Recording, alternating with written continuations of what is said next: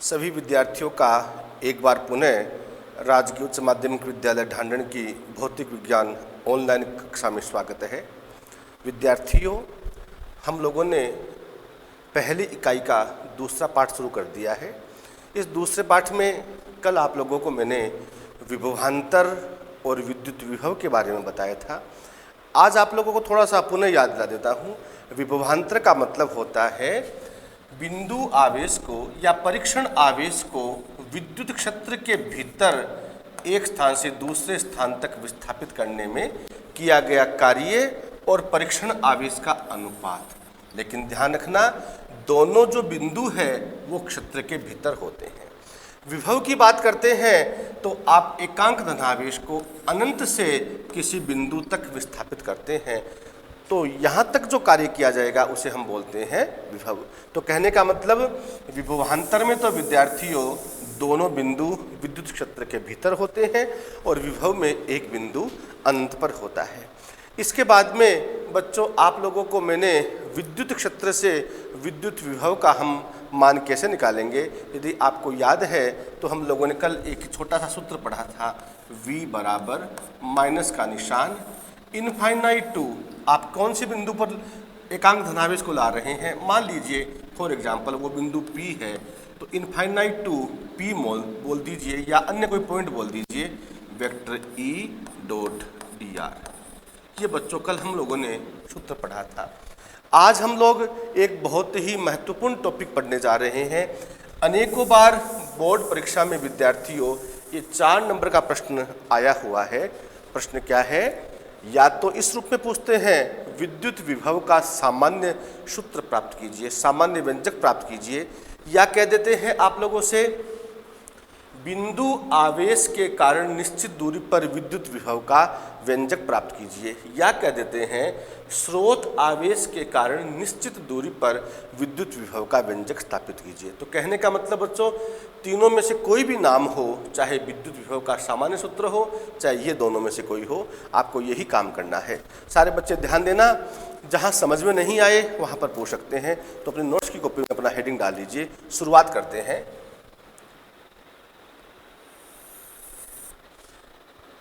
यह विद्यार्थियों द्विविमीय निर्देश तंत्र है।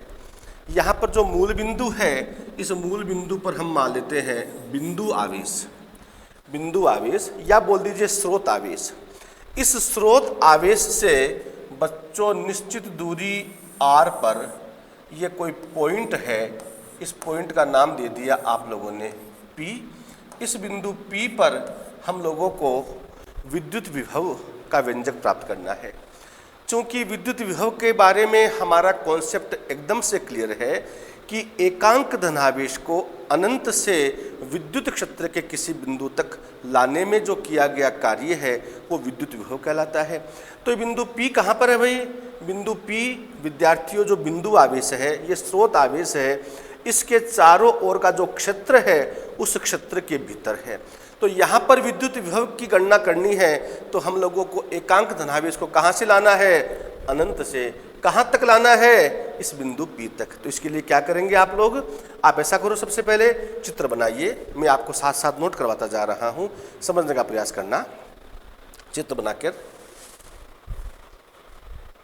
बिंदु आवेश स्मॉल q से निश्चित दूरी स्मॉल r पर स्थित किसी बिंदु P पर विद्युत विभव की गणना करनी है। बिंदु आवेश या स्रोत आवेश से निश्चित दूरी स्मॉल r पर स्थित किसी बिंदु P पर विद्युत विभव की गणना करनी है। सारे बच्चे ध्यान देना। अब विभव की गणना करने के लिए क्या करना पड़ेगा? दिमाग में हमारे क्लियर है बात कि एकांक धनावेश को कहाँ से कहाँ तक लाना है? अनंत से जिस बिंदु पर हमें विभव की गणना करनी है। तो क्या करेंगे बच्चों? ये जो बिंदु आवेश है इसको P से मिलाने वाली रेखा को आप आगे तक बढ़ा दीजिए। कहाँ तक बढ़ाएंगे? विद्युत क्षेत्र से परे का क्षेत्र हो जाए अनंत। तो कहने का मतलब अब हमें काम क्या करना पड़ेगा? इस अनंत पर परीक्षण आवेश की परिकल्पना करनी पड़ेगी और इस परीक्षण आवेश को हम क्या बोल देते हैं? एकांक धनावेश। तो बच्चों इस एकांक धनावेश को अनंत से P तक विस्थापित करना है और विस्थापित करने में जो कार्य होगा वो कार्य किसका मान आएगा? विद्युत विभव का। तो आगे अपनी नोट्स वाली कॉपी में लिखो, इस हेतु बिंदु आवेश से P को मिलाने वाली रेखा को, बिंदु आवेश से P को मिलाने वाली रेखा को अनंत तक आगे बढ़ा देते हैं, अनंत तक आगे बढ़ा देते हैं। अनंत पर परीक्षण आवेश Q0 बराबर +1 की परिकल्पना करते हैं। अनंत पर परीक्षण आवेश Q0 बराबर +1 की परिकल्पना करते हैं। तो बच्चों अब क्या करना पड़ेगा? इस एकांक धनावेश को अनंत से P तक लाने में जो कार्य होगा उस कार्य की गणना करनी है। अर्थात एकांक धनावेश को अनंत से अभिष्ट बिंदु P तक लाने में किए गए कार्य की गणना करनी है। अर्थात एकांक धनावेश को अनंत से अभिष्ट बिंदु P तक लाने में किए गए कार्य की गणना करनी है। अब बच्चों किए गए कार्य की गणना हेतु अनंत से P तक का जो पथ है, इस पथ को बच्चों अनेक छोटे छोटे भागों में बांट देते हैं। बहुत सारे भाग हैं, लेकिन हम लोग एक साथ बहुत सारे भागों की बात नहीं कर सकते। इसके लिए हमने क्या कर दिया, अनंत से P तक का जो पथ है उसको अनेक छोटे छोटे भागों में बांट लिया। ये भाग है बच्चों, मान लीजिए AB एक अल्पांश है। यह जो अल्पांश है, इस अल्पांश की लंबाई तो मान ली हम लोगों ने dx। यह जो अल्पांश है इसकी बिंदु आवेश से दूरी मान ली है x। यहाँ पर आपको थोड़ी सी समझदारी की ज़रूरत है। आप यदि अल्पांश की लंबाई dx मानते हैं तो विद्यार्थियों ध्यान रखना, बिंदु आवेश से दूरी मानेंगे इसकी x। अल्पांश की लंबाई dy मानते हैं, दूरी मानेंगे y। अल्पांश की लंबाई ds मानते हैं, दूरी मानेंगे s। समझ गए? नोट करो। इस हेतु अनंत से P तक के संपूर्ण पथ को, अनंत से P तक के संपूर्ण पथ को अनेक छोटे छोटे अल्पांशों में विभाजित कर लेते हैं। अनंत से P तक के संपूर्ण पथ को अनेक छोटे छोटे अल्पांशों में विभाजित कर लेते हैं। अल्पांश AB इन्हीं में से कोई एक है। अल्पांश AB इन्हीं में से कोई एक है जिसकी लंबाई dx, जिसकी लंबाई dx व बिंदु आवेश Q से दूरी x है। जिसकी लंबाई dx व बिंदु आवेश से दूरी x है। अब बच्चों हमारा जो विद्युत विभव का व्यंजक स्थापित करना है, उसके लिए हमें पहला स्टेप मिल गया कि आपको यहाँ से यहाँ तक विस्थापित करने में कार्य की गणना करनी है। तो क्यों न आप लोग पहले इस अल्पांश के लिए विस्थापन के, अल्पांश के लिए एकांक धनावेश को विस्थापित करने में कार्य की गणना कर लीजिए। तो विद्यार्थियों पहले इसी अल्पांश को हम लोग चूज करते हैं, इसी पर हमारा ध्यान केंद्रित करते हैं। ध्यान देना भाई। अब इस परीक्षण आवेश को, एकांक धनावेश को A से B तक विस्थापित कर रहे हैं। कितनी दूरी है कोई? अल्प विस्थापन कितना है? dx। तो dx विस्थापन से विस्थापित करने में कार्य की गणना कर रहे हैं। ध्यान देना भाई, यहाँ पर बिंदु आवेश के रूप में कौन है? धनावेश। धनावेश के लिए आपको ध्यान है विद्युत बल रेखाएं पृष्ठ के लंबवत बाहर की ओर होती है। तो कहने का मतलब हम लोगों को यहाँ पर इस एकांक धनावेश को A से B तक जब विस्थापित कर रहे हैं तो यहाँ पर जो बल क्षेत्र है, बल क्षेत्र कौन सा है? इस बिंदु आवेश के चारों ओर का क्षेत्र, उसके विरुद्ध हम लोगों को कार्य करना पड़ रहा है। तो नोट कीजिए बच्चों, एकांक धनावेश को A से B तक विस्थापित करने में किया गया कार्य।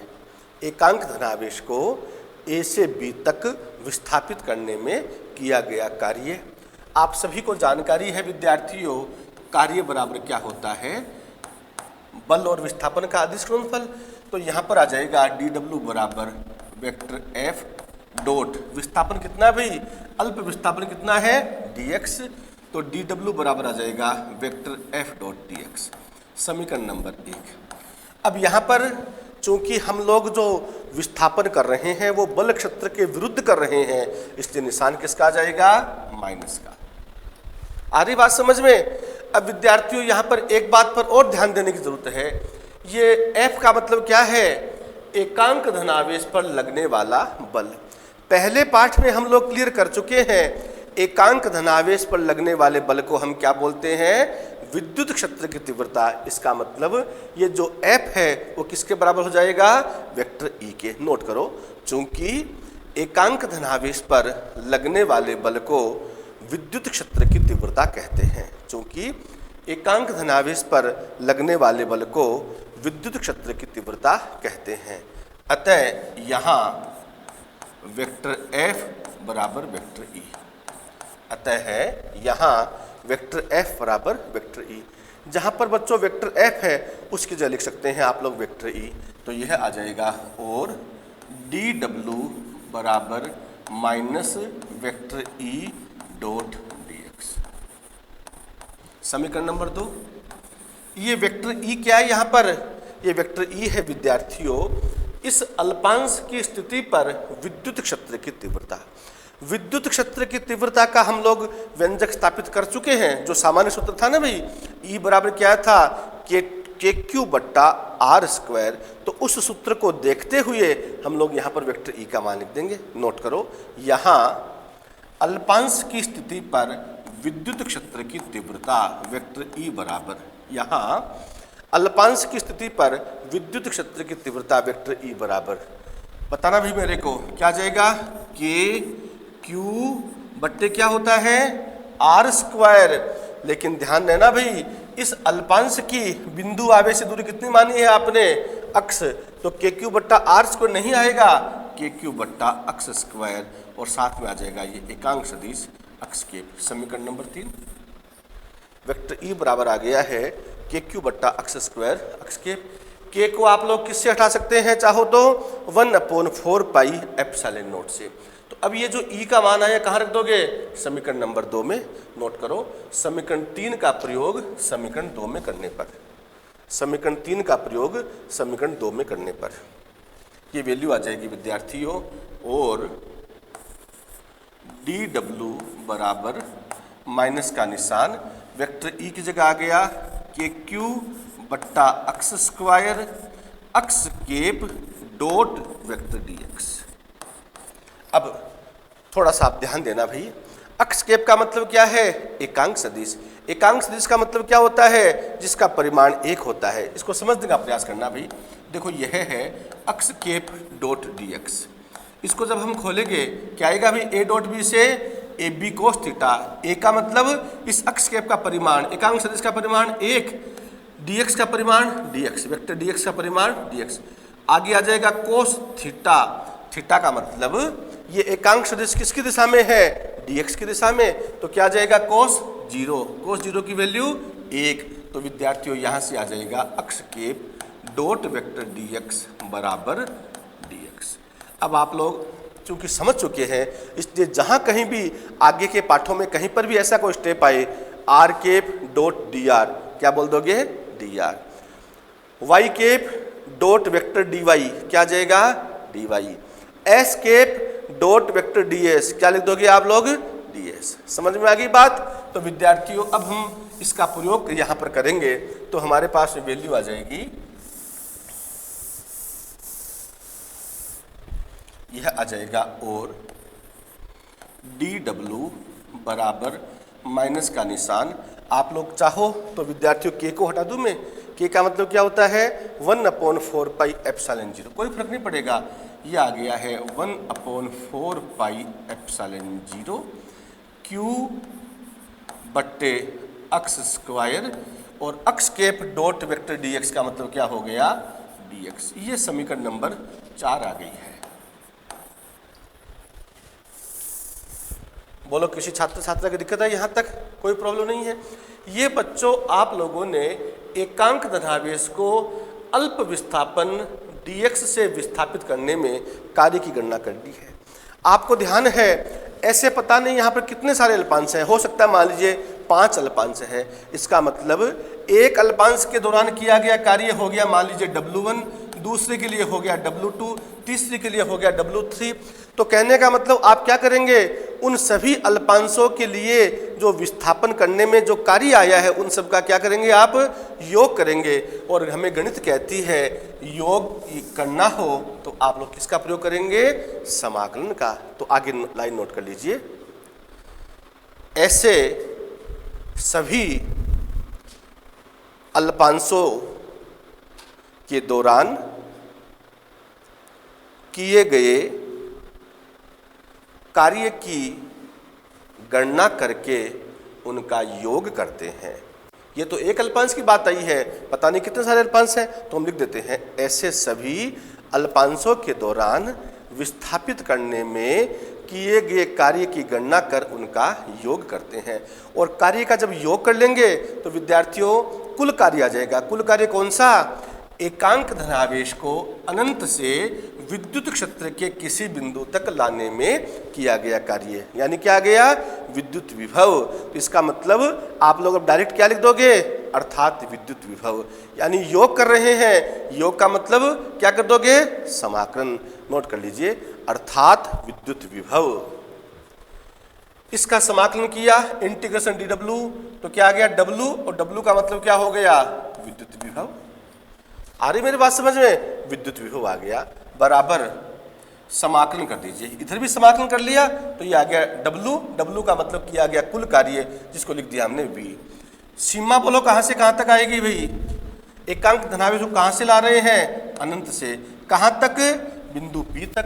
तो यह आ जाएगा विद्यार्थियों अनंत से P का मतलब इस अभिष्ट बिंदु की बिंदु आवेश से दूरी कितनी है, स्मॉल r। तो यह आ जाएगा infinite to r -1/4 pi epsilon naught q बट्टे x स्क्वायर dx। बोलो किसी छात्र छात्रा की दिक्कत है, यहाँ तक नहीं होनी चाहिए, बहुत आसान सा स्टेप बन चुका है हमारे पास में। इसको आगे सोल्व करते हैं विद्यार्थियों, तो वैल्यू क्या आ जाएगी, यह आ जाएगा v बराबर, ये निशान माइनस का बाहर ले लीजिए, q बाहर ले सकते हैं, 1/4 पाई एप्सिलॉन नॉट बाहर आ गया। ये बाहर क्यों ले रहे हैं भाई, आप लोग गणित में सीखते हैं कि हम जो समाकलन कर रहे हैं यहाँ पर लिखा हुआ dx, इसका मतलब समाकलन अक्ष के सापेक्ष, यहाँ होता dy, इसका मतलब y के सापेक्ष। तो dx लिखा हुआ तो अक्ष के सापेक्ष, तो कहने का मतलब क्या हो गया, अक्ष रहित जितने भी पद हैं उनको हम बाहर ले लेंगे। तो अक्ष रहित पद कौन से हैं, q, और ये आ गया 1/4 पाई एप्सिलॉन नॉट। अंदर क्या रह गया, अंदर रह गया समाकलन इनफाइनाइट टू r, ये क्या है बच्चों, 1/x स्क्वायर dx। अब यहाँ पर सावधानी की जरूरत है, क्योंकि हम लोग जल्दबाजी में भूल कर देते हैं। हम लोगों को गणित वाले सर ने और फिजिक्स में मैंने भी आपको थोड़ा बहुत पढ़ाने का प्रयास किया है। जब कक्षा 11 में आपको समाकलन के बारे में जानकारी दी थी तो आपको बताया गया था समाकलन अवकलन का व्युत्क्रम संकारक होता है। तो आपको मैंने ये बताया था उस समय d/dx of log x base e is equal to 1/x, यानी log x का अवकलन 1/x होता है। इसका मतलब समाकलन क्या हो जाएगा, 1/x का समाकलन log x। अब यहाँ पर हम लोग जल्दबाजी कर बैठते हैं कि 1/x का log x, इसका मतलब 1/x स्क्वायर का log x स्क्वायर, ये भूल मत कर देना। केवल मात्र ये log x के लिए ही लागू है। तो यहाँ पर ये 1/x स्क्वायर है, इसको ऊपर ले जाइए, ये बन जाएगा x की पावर -2 dx। आगे बात समझ में, x की पावर -2 dx। अब विद्यार्थियों इसका समाकलन कहाँ से करें, आप लोगों को ध्यान है समाकलन में सबसे पहला सूत्र बताया था आपको, इंटीग्रेशन ऑफ x की पावर n dx। जितनी पावर होती है उसमें 1 जोड़ देते हैं, जितनी पावर हो जाती है उतनी का भाग दे देते हैं। और आपको ध्यान है समाकलन कोई भी करते हैं तो प्लस क्या आता है, कांस्टेंट ऑफ इंटीग्रेशन, समाकलन नियतांक। लेकिन हम लोग यहाँ पर प्योर मैथमेटिक्स नहीं पढ़कर अप्लाइड मैथमेटिक्स पढ़ रहे हैं, इसलिए सील चाहे लगाओ चाहे मत लगाओ कोई फर्क नहीं पड़ेगा। तो यह आ जाएगा अब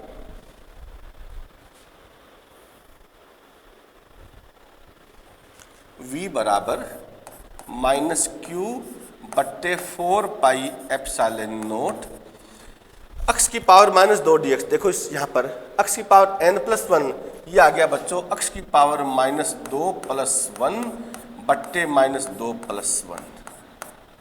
आप लोग जब प्रैक्टिस करेंगे ना तो इतने स्टेप लिखने की जरूरत नहीं, आप डायरेक्ट लिख सकते हैं। हो गया समाकलन इसका। समाकलन कौन सा है? निश्चित। इसको आप सीमा से परिबद्ध कर दो, बड़ा कोष्टक लगा दीजिए, अपर लिमिट ऊपर और लोअर लिमिट नीचे, इनफाइनाइट टू आर।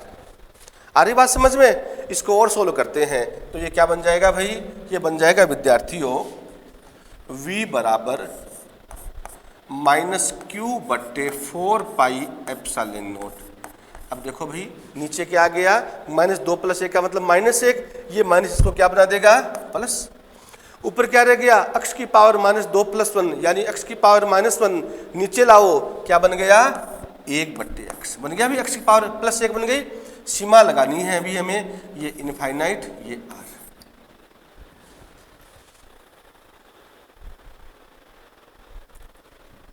यह आ जाएगा और v बराबर q बट्टे 4πε0। सीमा किसके स्थान पर लगती है? हमेशा चर के स्थान पर। चर कौन सा था? dx लिखा हुआ था यानी x चर है, तो x की जगह पहले उच्च सीमा 1/r माइनस निम्न सीमा 1/अनंत। अब अनंत का मतलब क्या होता है भाई? अनंत का मतलब होता है 1/0। इसका मतलब 1/अनंत बराबर क्या आ जाएगा? 1/1/0 यानी ये क्या बन जाएगा? 0। तो ये वाला पद तो हमारे कोई काम का ही नहीं है। तो v बराबर क्या आ गया विद्यार्थियों? q/4πε0 क्या रह गया भाई? 1/r। v बराबर q/4πε0r। 1/4πε0 को वापस क्या लिख सकते हैं आप लोग? कूलाम नियतांक। तो ये क्या बन गया? v बराबर kq/r। तो देखो बच्चों कोई विशेष अंतर नहीं आया है। विद्युत क्षेत्र की जो तीव्रता का व्यंजक हमने स्थापित किया था वो तो आया था E बराबर kq/r², और विभव का मान क्या आ गया? kq/r। तो इससे क्या बात साबित हो रही है? E is a function of r। और यहां से क्या बात साबित हो रही है? V is a also function of r। तो कहने का मतलब विद्युत क्षेत्र की तीव्रता और विद्युत विभव दोनों ही आवेशित कण की स्थिति के फलन होते हैं। तो आज से आपको ध्यान में रखना है, E की बात आए kq/r², V की बात आए kq/r। बोलो बच्चों को दिक्कत है? तो इस आधार पर विद्यार्थियों यदि हम V और R के बीच में ग्राफ खींचे, वेक्टर मत लगा देना भूल कर भी, क्योंकि विद्युत विभव कैसी राशि होती है? अदिश राशि। ध्यान से समझना भाई, इधर तो है बच्चों V और इधर है R। R का मान बढ़ेगा, दूरी का मान बढ़ेगा तो V का मान घटेगा। तो विद्यार्थियों इसका ग्राफ कैसा आ जाएगा? ये वाला ग्राफ आ गया। R बढ़ रहा है, V का मान घट रहा है। तो ये विद्युत विभव का सामान्य व्यंजक आ गया। बोलो किसी छात्र छात्रा की दिक्कत है? बहुत ही महत्वपूर्ण है। अनेकों बार विद्यार्थियों बोर्ड परीक्षा में 4 नंबर के बड़े प्रश्न में आया हुआ है। आगे बढ़ते हैं, मिटा दूं इसको मैं। आगे बढ़ते हैं बच्चों। अब एक छोटा सा टॉपिक स्टार्ट करते हैं, ये परीक्षा में आपको 1 अंक दिलवा सकता है। आगे बढ़ते हैं, समविभव पृष्ठ। समविभव पृष्ठ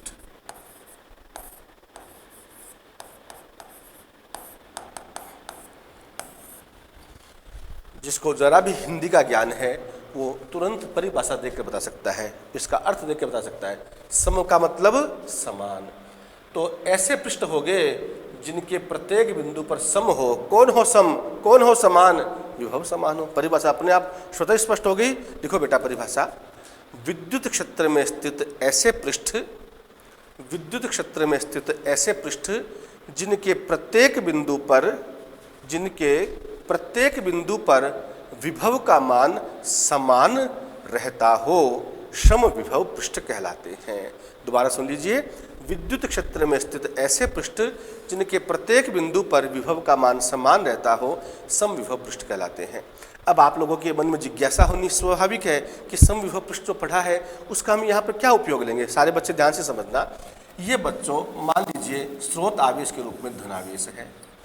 आप लोगों को पता है धनावेश के चारों ओर का जो क्षेत्र होता है उस क्षेत्र को हम, चाहे धनावेश हो चाहे ऋणावेश हो, किसी भी आवेश के चारों ओर का एक क्षेत्र जिसे हम क्या बोलते हैं, विद्युत क्षेत्र।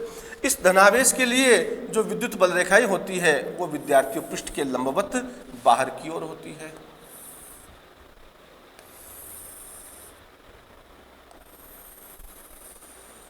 पृष्ठ के लंबवत बाहर की ओर है। अब यहां पर बच्चों इस बिंदु आवेश Q को केंद्र मानकर मान लीजिए एक कोई गोला खींच लिया, इस Q को केंद्र मानकर गोला खींच लिया। आप सभी लोगों को पता है गोले के पृष्ठ पर कहीं पर भी कोई भी बिंदु ले, वो प्रत्येक अवस्था में उसकी केंद्र से दूरी क्या होती है, समान। यदि ये बिंदु आपने यहाँ ले लिया, ए बिंदु, बोलो ए की Q से दूरी क्या होगी, जितनी गोले की त्रिज्या है। बिंदु बी ले लिया, दूरी कितनी होगी, जितनी गोले की दूरी है, त्रिज्या है। इसका मतलब प्रत्येक अवस्था में r का मान क्या है, समान। तो बच्चों ये कैसा पृष्ठ हो गया, समविभव पृष्ठ। तो कहने का मतलब इस जो आवेश है, इस आवेश के विद्युत क्षेत्र में यदि आप लोग गोले खींचते हैं जिनमें प्रत्येक गोले का केंद्र क्या है, बिंदु आवेश, तो ये जितने भी सकेंद्रीय गोले हैं ये विद्यार्थियों किसका काम करेंगे, समविभव पृष्ठ का। ये भी समविभव, क्योंकि दूरी कितनी है भाई इसकी, Q से मान लीजिए दूरी इसकी त्रिज्या r है तो प्रत्येक अवस्था में दूरी r, इसकी त्रिज्या मान लीजिए r डैश है तो प्रत्येक अवस्था में दूरी r डैश, इसकी मान लीजिए r डबल डैश है तो प्रत्येक अवस्था में दूरी क्या बन जाएगी, r डबल डैश। तो विभव का मान क्या हो जाएगा, समान। तो बच्चों ध्यान रखना, किसी भी बिंदु आवेश के चारों ओर का जो क्षेत्र होता है जिसको हम विद्युत क्षेत्र बोलते हैं, इसमें खींचे गए जो गोले हैं जिनका केंद्र बिंदु आवेश है वो सारे के सारे गोले किसकी भांति काम करते हैं, समविभव पृष्ठ में। अब यहाँ पर एक बहुत छोटी सी बात आपको बता रहा हूँ, बहुत महत्वपूर्ण बात है। जैसे मान लीजिए ये इस समविभव पृष्ठ पर आपने एक बिंदु ले लिया A और ये बिंदु ले लिया कोई आपने B। अब आप लोगों को जानकारी है कि यदि कोई परीक्षण आवेश है, उस परीक्षण आवेश को A से B तक विस्थापित करें या B से A तक विस्थापित करें तो किया गया कार्य क्या हो जाएगा भाई। जैसे मान लीजिए हम यहां पर इसको A मान लेते हैं,